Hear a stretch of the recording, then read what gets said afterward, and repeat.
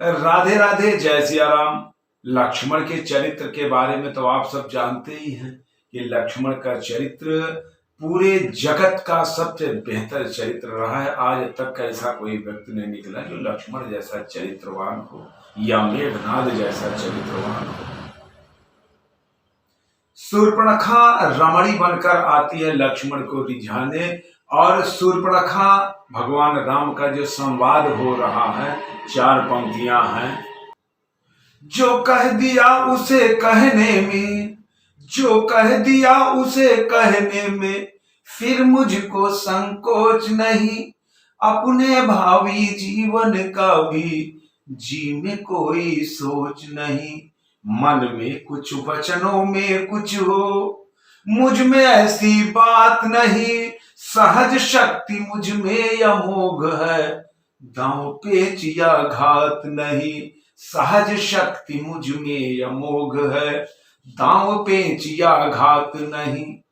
मैं अपने ऊपर अपना ही रखती हूँ अधिकार सदा, जहां चाहती हूँ करती हूँ मैं स्वच्छंद विहार सदा।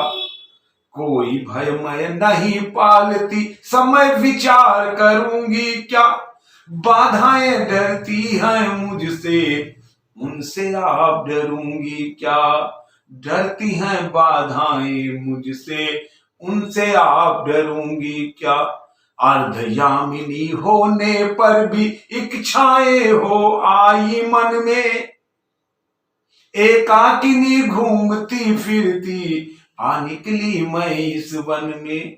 देखा आकर यहाँ तुम्हारे प्राणानुज ये बैठे हैं, मूर्ति बने इस उपल शिला पर, भाव सिंधु में बैठे हैं।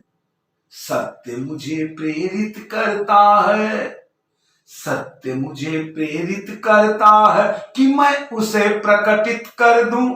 इन्हें देख मन हुआ कि इनके आगे मैं उसको धर दूं।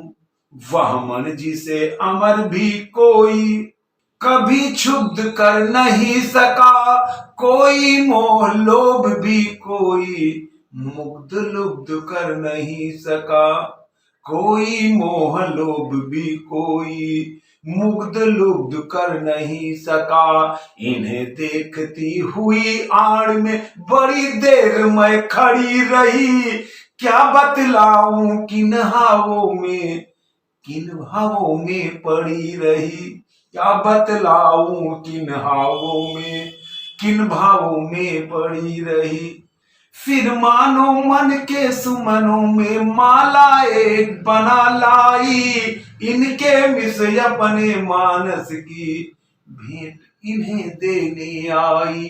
पर ये तो बस कहो कौन तुम करने लग प्रेम छूछा।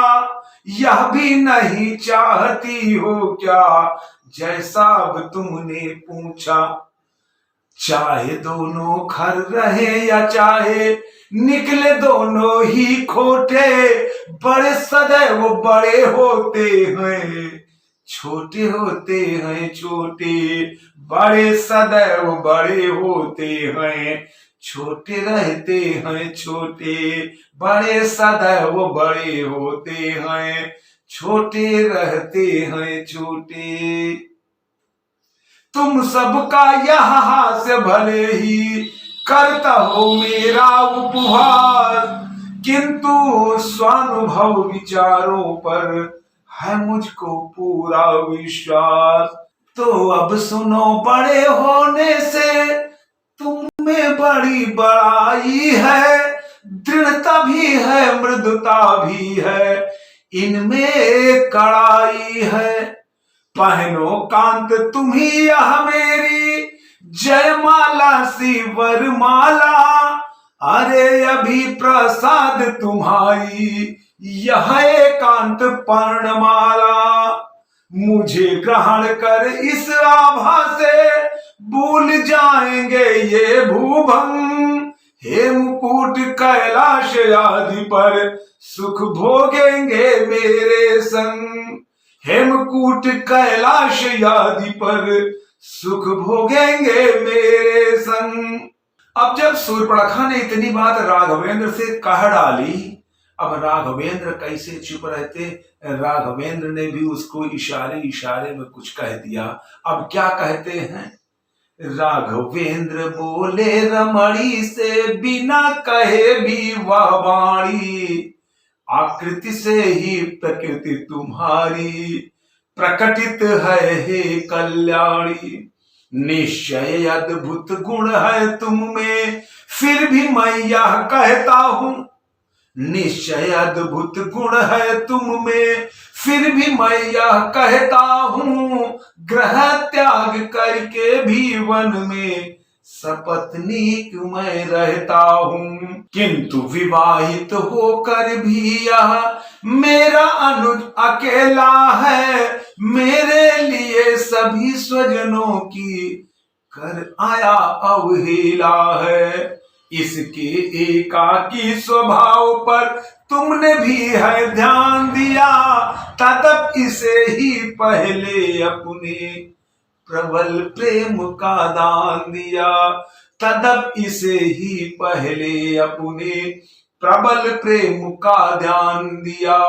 एक अपूर्व चरित लेकर जो उसको पूर्ण बनाते हैं, वे ही आत्मनिष्ठ जन इस जग में परम प्रतिष्ठा पाते हैं। यदि इसको अपने ऊपर तुम प्रेमासक्त बना लोगी, तो निज कथित गुणों की सबको तुम सत्यता जना दोगी।